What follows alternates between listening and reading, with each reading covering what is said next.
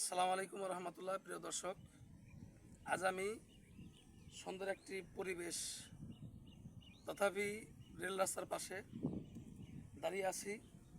এখানে অনেক ধরনের ঔষধি গাছ গাছালি দেখা যাচ্ছে। তো এই আমার সামনে এখানেও অনেক ঔষধি গাছ আছে। তো এই যে একটি গাছ আমি হাতে নিলাম, এটি হলো তেলাকুচের গাছ। এর সাথে ফুল আছে এবং এই গাছের ফলও হয়। তো এই গাছ সম্পর্কে আমি কথা বলবো এখন। যারা এই গাছের পাতা, এই তেলাকুচ গাছের পাতা, এটি একটি লতানি গাছ। তো এই গাছের পাতা যদি সকালে 7টি পাতা ভালো করে চিবিয়ে 1 গ্লাস ঠান্ডা পানি সেবন করে এবং রাতে খানার আগে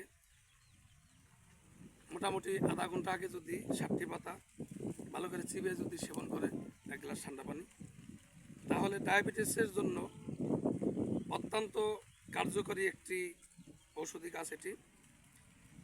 যারা ডায়াবেটিসে ভুগছেন অতি দ্রুতই তাদের ডায়াবেটিস ইনশাল্লাহ নিয়ন্ত্রণে আসবে। তো এর মধ্যে আরও অনেক গুণ রয়েছে।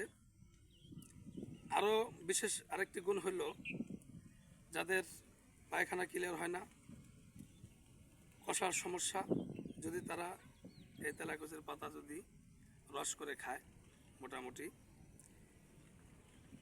100 মিলি পানির সাথে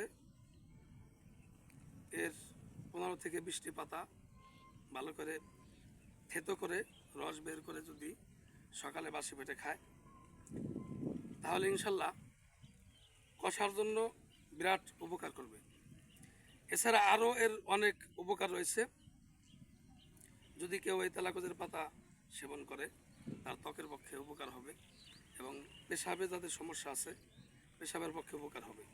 যাদের পেশাব ছিটে ছিটে পড়ে এবং ঘন ঘন পেশাব হয়, তাদের ইনশাল্লাহ এই পাতা যদি কেউ 3 থেকে 4টে পাতা যদি সকালে খালি পেটে ভালো করে পরিষ্কার পানি দিয়ে দৌত করে যদি চিবিয়ে খায় এবং আধা লিটার পানি যদি সেবন করে, যারা একটু প্রাপ্তবয়স্ক লোক,